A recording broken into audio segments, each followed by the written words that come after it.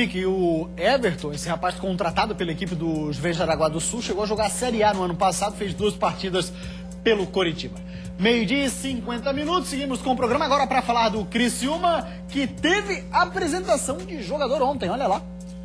Recheado de opções, Ricardo Druvski faz mistério em torno da escalação. A novidade pode ser o zagueiro Escudeiro, regularizado na CBF. Eu já tenho bem claro na minha cabeça a equipe que nós vamos trabalhar para o jogo de amanhã. Uma equipe muito parecida com a que jogou o último jogo, mas com certeza com algumas alterações. O técnico do Tigre continua recebendo reforços. Ontem foi a vez de apresentar o meia Everton. Sim, ele é meia. Até já jogou na lateral esquerda durante 2 anos. Mas agora deseja voltar para a posição de origem. E no Cruzeiro, onde eu cheguei em 2010, lá estava escasso de lateral esquerdo, onde me proporam jogar na lateral esquerda. Aí passei 2 anos jogando como lateral, mas improvisado. Minha posição mesmo de origem é meia. Muito bem, seja bem-vindo então, Everton, novo contratado da equipe do Criciúma. E agora vamos falar do adversário do Tigre, o Figueira. Técnico Vinícius Eutrópio faz mistério na escalação. Rivaldo sentiu no treinamento de ontem e nem viajou com a delegação. Sem o volante Rivaldo, que sentiu a panturrilha, o técnico Vinícius Eutrópio deve promover o ingresso do jovem Luan no time alvinegro. Ele ainda mantém uma dúvida. Giovanni Augusto e Dudu brigam por uma posição lá na frente. Vou só revelar realmente no momento lá para que a gente possa usar. Como é uma competição estadual, a gente, se puder dificultar o trabalho do outro lado, a gente vai dificultar. O treinador ganhou algumas opções para o duelo. O zagueiro Marquinhos e o meia Vitor Júnior foram liberados para atuar pelo Furacão do Estreito. A dupla, no entanto, deve ficar no banco de reservas para este compromisso.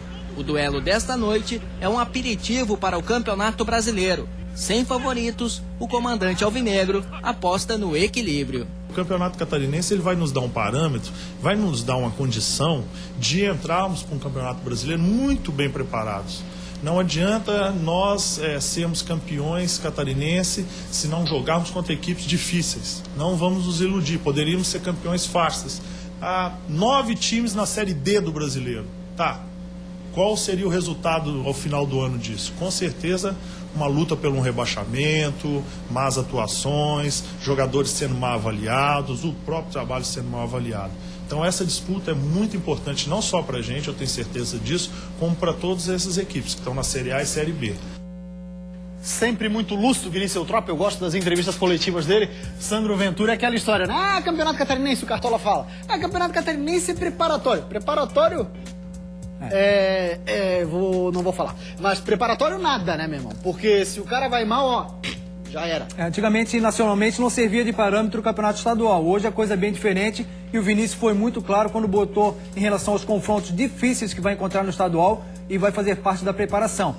Embora tenha que focar também no estadual, é claro que a gente sabe que não vai fugir do foco. A briga pela conquista do título também é importante. Agora, o Vinícius, que tem a ausência hoje do Rivaldo, um jogador com o Paulo Roberto fazia uma boa dupla, entra o Luan, mas vai sentir realmente essa ausência do Rivaldo. Agora, os outros jogadores que estão chegando em condições pelo BID vão dar um pouco mais de corpo à equipe do Figueirense e o Vinícius vai ganhando mais qualidade, além de opções para montar uma forte equipe. Agora, Sandro, moralmente, o placar desse jogo, em caso de vitória de uma das equipes, é muito interessante para a sequência da competição, né? Aquela história da confiança, né? Sem dúvida, é um confronto dificílimo, talvez um dos mais difíceis encarados por ambas as equipes. E não pode ser diferente. Uma vitória, tanto do Criciúma quanto do Figueirense, dá uma condição realmente boa, não que seja realmente algo fundamental ou que venha destruir com um resultado negativo, mas dá uma condição de confiança, uma condição de caminho certo. Realmente é muito importante a vitória para ambas as equipes. Vamos falar agora da Chapecoense, que recebe o Marinheiro. Na Chapecoense, o início do campeonato está assim. Estádios na meia-noite que vão ao longe e você nunca, não sabe nunca se vão, se ficam, quem vai, quem for. Do último treino tático antes do jogo contra o Marcílio Dias, imagens somente do portão.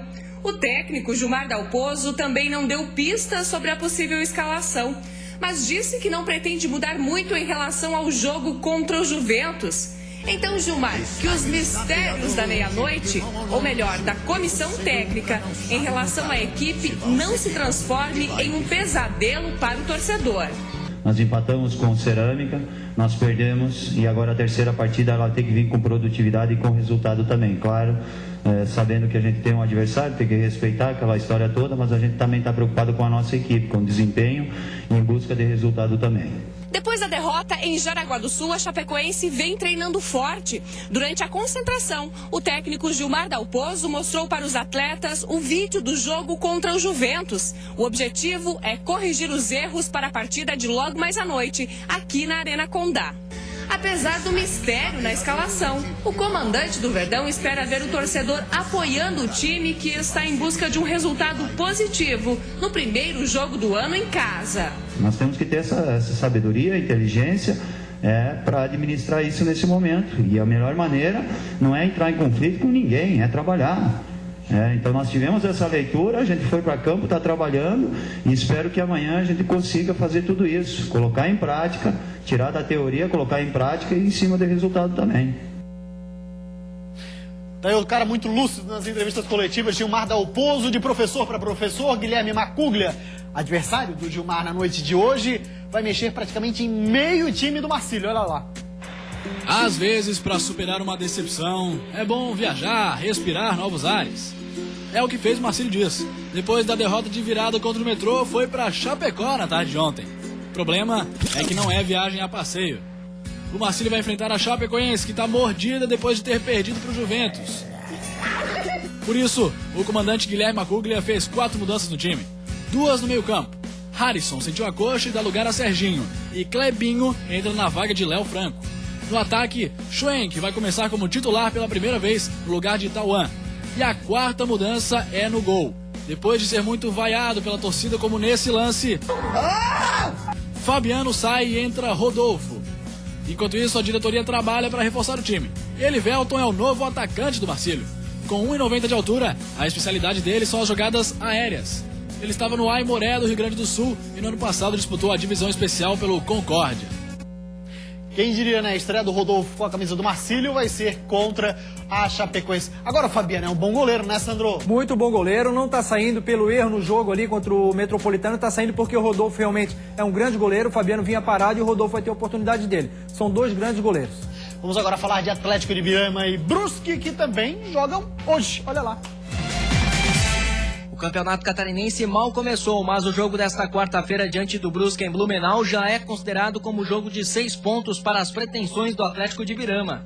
A boa notícia é que o zagueiro Thiago Couto e o meia Matozinho, que saíram de campo no domingo reclamando de desconforto muscular, foram liberados e estão aptos para jogar.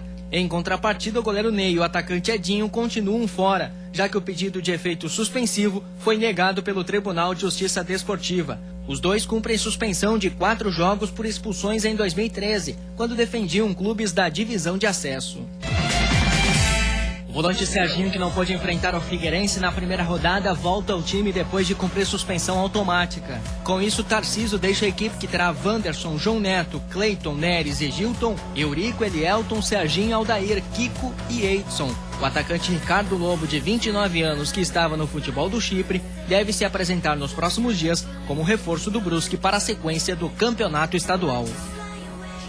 Tá falado o senhor Rômulo Balbinotti, agora vamos falar de um jogador do Joinville que está internado. Fernando Viana fez gol na estreia, o cara vai ficar 3 dias no hospital, melhoras, hein? Com uma infecção na perna, o atacante Fernando Viana, autor do primeiro gol do Joinville no campeonato catarinense, está fora do jogo desta quinta-feira. O atleta precisou ser internado no hospital da Unimed, em Joinville, e ficará longe dos treinamentos, pelo menos nos próximos 3 dias. Enquanto isso, o clube comemora 38 anos de fundação.